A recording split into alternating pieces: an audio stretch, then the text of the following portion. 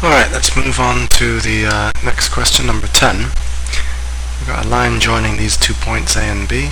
Need to find their gradient in the formula package. You'll see that the gradient is the difference in the y-coordinates divided by the difference in the x-coordinates. It doesn't actually matter in which order you use these 2 points.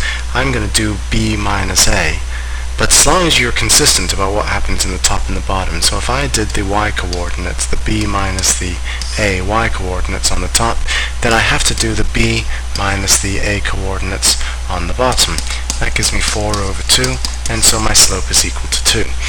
Let m be the midpoint of the line segment, so a midpoint has got the formula where we take the average, or the midpoint, of the x-coordinates and the midpoint of the y-coordinates. So let's substitute, and so that's going to give us 2 plus 4 over 2 and 1 plus 5 over 2. And that's 6 over 2, which is 3, and that's 6 over 2, and that's equal to 3. So those are our coordinates of m, the midpoint. Now we need to find an equation of the line perpendicular. Perpendicular means then that we have to take the negative reciprocal of the slope. And so currently our slope is 2. Our negative reciprocal is going to become negative 1 over 2. So that will be the slope of the perpendicular line. So we're dealing with this equation, y equals mx plus b. We know it passes through m, so that's a known point. Let's substitute in the value of m, so that's my y-coordinate was 3, and my x-coordinate was 3. And I now know that my slope of the line that I'm trying to find the equation of, because it's perpendicular, the negative reciprocal, negative 1 over 2, times 3. And I don't know what b is, so let's leave it as a b. But now, because that's the only variable left in the equation, I can solve for it. So 3 is equal to this, if I think of it as a 3 over 1, gives us negative 3 over 2 plus b. So let's bring the 3 over 2 to the other side. It becomes a positive 3 over 2. And the 3, I guess I can think of as a 6 over 2, right? You can read that 6 over 2 is the same thing as 3. So that gives us a total of 9 over 2. Or if you prefer, we could have just done this on the calculator. We could have said, what is 3 plus 3 over 2? And it will tell us 4.5, which is another way of expressing the value of b. And so your final equation then, if you write it as a fraction, there's our slope, negative 1/2 x, and that's as a fraction.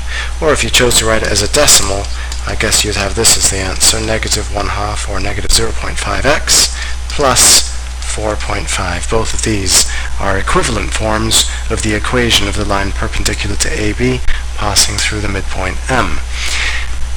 Okay, let's look at this exponential function, and I just want to review with you for a moment that if you're dealing with a simple function of 3 to the x, or in fact any value a to the x, you're talking about an exponential growth or decay function. When it's growing, that's when a is bigger than 1. So this number in the base is greater than 1. That means that we're multiplying again and again by a number bigger than 1. It's growing. This one is the one where we're dealing with a base that's between 0 and 1. Let's imagine 0.8. We're always getting a little bit smaller if we're always multiplying by 0.8, and it's gradually decaying. In both of these instances, we have a horizontal asymptote located with the equation y equals 0.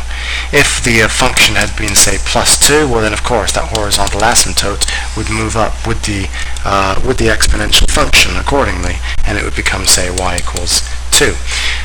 Alright, it doesn't ask us for the asymptote in this question. If you're wondering what the 2 does, that's the vertical stretch. So a regular exponential growth or decay function will go through a y-intercept of 1, unless of course it's been shifted upwards, and then of course we'd shift the y-intercept upwards as well. But this number here in front, the 2 times, would just stretch everything out, and it means that our y-intercept would be at 2 instead. But that's not actually relevant to this question. They want us to find the range of f. So if you can understand that because 3 is a number bigger than 1, meaning that we're dealing with exponential growth, we can see that because of our limited domain, we're starting at negative 2 and finishing at 5. Our range, which represents all of the y values, if we squish the graph down onto the y-axis, then we can see that our y's are going to be everything from here to here. That is to say that everywhere from when x was negative 2 up until where x was equal to 5 is going to be the maximum value of y.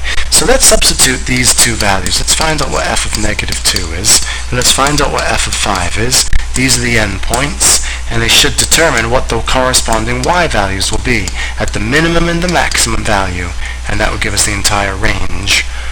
So f of negative 2 is 2 times 3 to the negative 2, and that gives us 2 times 3 to the power of negative 2. Gives us 0.222 if I round to 3 significant figures.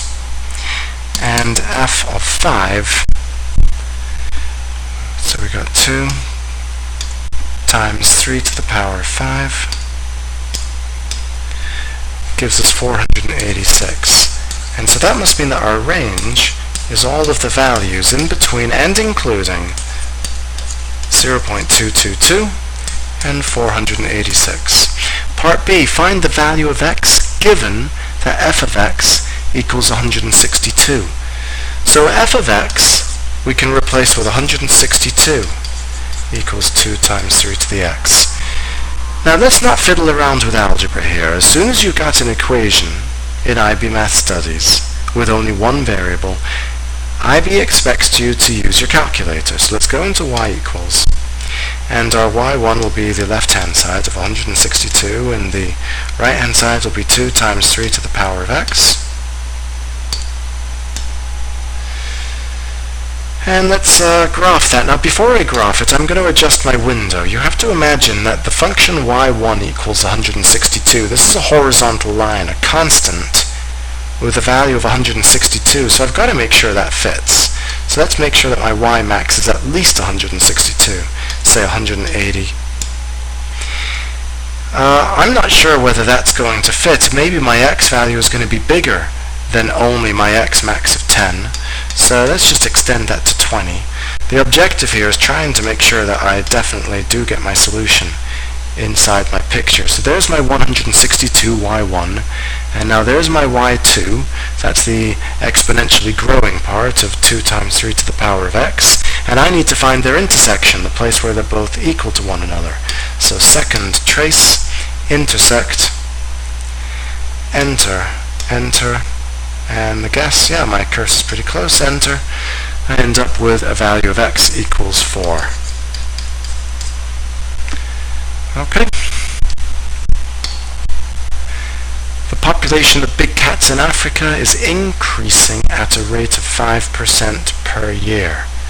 Now when you see this, increasing at a rate of 5% or decreasing at a rate of 5%, I hope this would remind you of the situation where you're taking some initial value, let's call it a, and then multiplying it by 1 plus r if it's increasing, or 1 minus r if it's increasing, and r is the rate of change.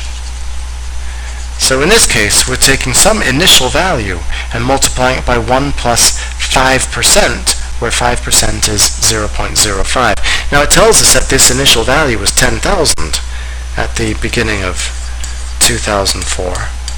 And I'm going to change my 5% to a decimal, 0.05. So we need to write down the population of big cats at the beginning of 2005. That's only 1 year later.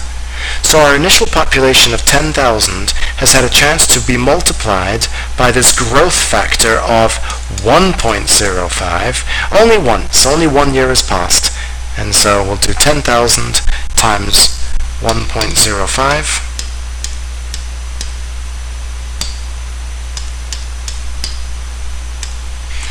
And we end up with, sorry, I put in 100,000.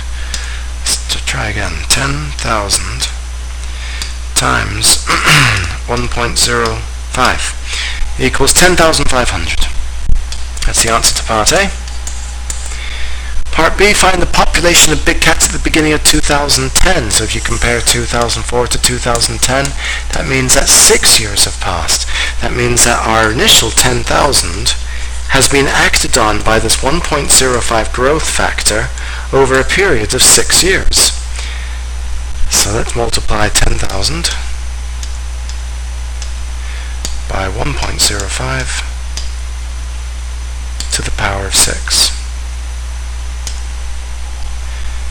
And now we need to round to the nearest whole number, don't we? So that we've got a whole number of lions. So that looks to be, if I round to the nearest whole, 13,401. And part C, the number of years it will take for the population of big cats to exceed 50,000. So our function, which has always been taking our initial 10,000 population and multiplying it by our growth factor, 1 plus 5%, or 1.05, we don't know the number of years anymore. Let's put it to the power of x. But we want to find out, when is this going to exceed, so maybe I should even put a greater than, when will it exceed 50,000? Okay, now I guess I should maybe use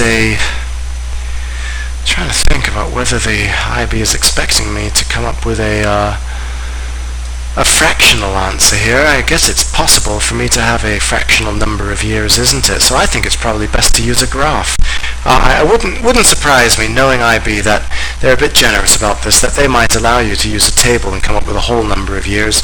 But I'm going to use a graph, so let's put in y1. Always better to be more exact.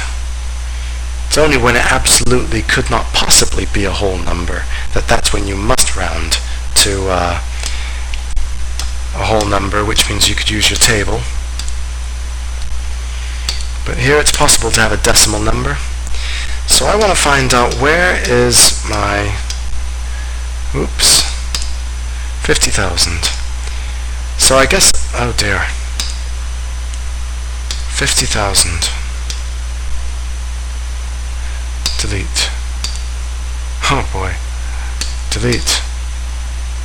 Delete. Alright. So where are these two functions equal to one another so we can solve this equation? So I guess I'd better change my window, make sure that my y max can fit in my maximum value of 50,000. So I'm going to put in 50,500 just to make sure it fits. And let's graph it. So here's our growth function.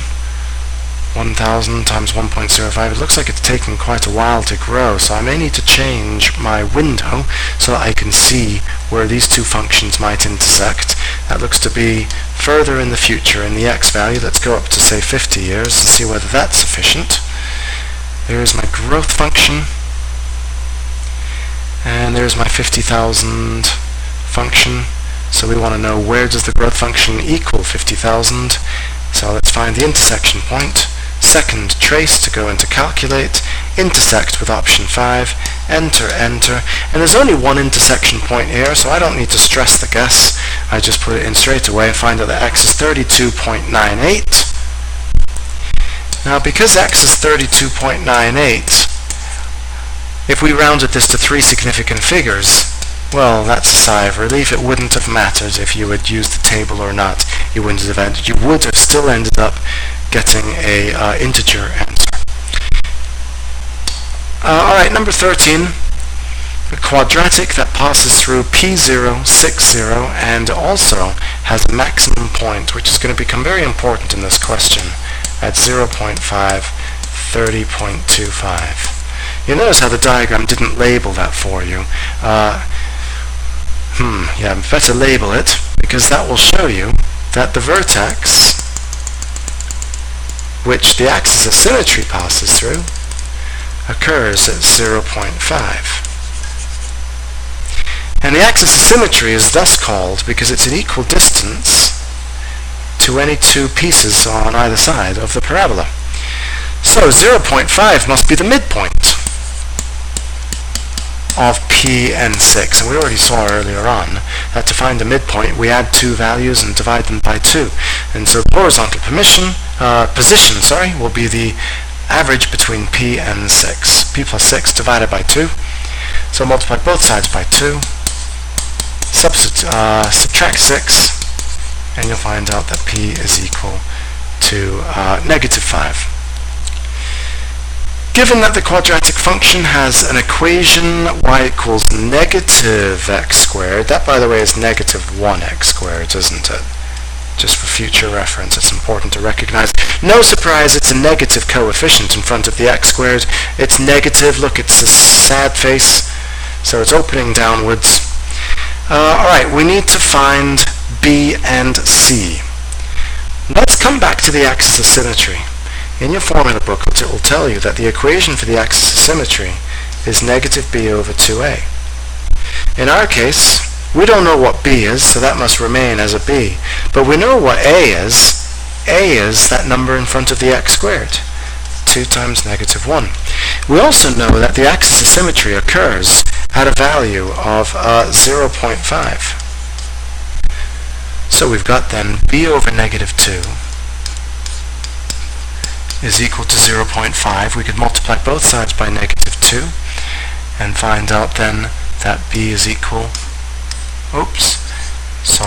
b is equal to negative 1. Once we know the value of b, let's substitute in a point like this one, let's say, so that we can figure out what the value of c is.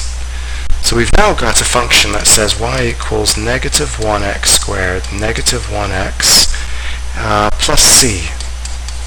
So let's substitute in 6 comma 0, so that's my y value of 0, equals negative 1, 6 squared, minus 1 times 6, plus the mysterious c. 0 is negative 1 times 36, minus 6, plus c. 0 is negative 36, minus 6, it's negative 42, plus c. So we bring the negative 42 to the other side, find out that c is equal to 42. I'm just going to double check my work here, because I could have also substituted in a point like negative 5 comma 0. So I'm just thinking about this. What if I had substituted in negative 5?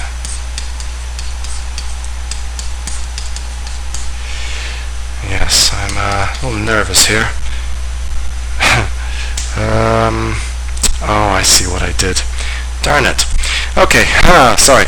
Way back here, I have negative b over negative 2 was equal to 0.5. I should have multiplied both sides by negative 2. Oh, that's what I did. Yes, it should be a negative b equals negative 1.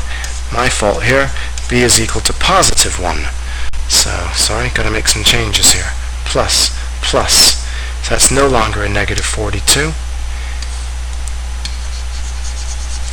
If we had negative 36 plus a 6, that's negative 30 plus c, and that gives me a total c value of 30. Okay, that makes me more comfortable, because I was doing my check over here, and I've got negative 1 times 25 is negative 25, plus 5 plus c. So that gives me negative, whoops, this is now a plus, which means this is now a minus. Sorry to make a mess out of this. Hope that you don't mind. I'm double checking. I get 0 equals negative 30 plus c. That's also proof that c is equal to 30.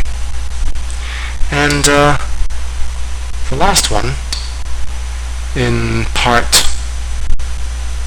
the paper 1, is this compound interest question. We have a compound interest formula in the formula booklet, that the future value of the money is equal to the present value times 1 plus the interest rate, and the interest rate is expressed as a percentage if you're going to use the 100.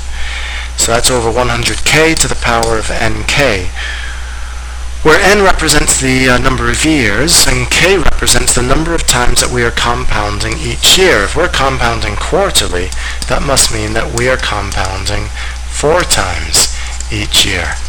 Let's substitute then. We've got an initial value of 5,000, and it's growing at a rate of 3.6. So let's write it as over 100 to represent it as a percent. 3.6 over 100%, and the k we know is times 4, and for 4 years. So 4 years times, remember we're compounding 4 times each year. So I'll put this into the calculator. 5,000 times 1 plus 3.6 over... Alright, I'm going to be careful here. I'm going to make sure that my 100 times 4 is expressed as a single denominator. Oh, and I should have actually put in parentheses earlier, I see now, to make sure that this entire thing, 1 plus yada yada yada, is all of it is taken to the power of 4 times 4. So this entire thing, 1 plus 3.6 over that stuff, all of that is being taken to the power of 4 times 4. And I need to round to 2 decimal places because this is a money problem. So 5,770.70 is the final answer.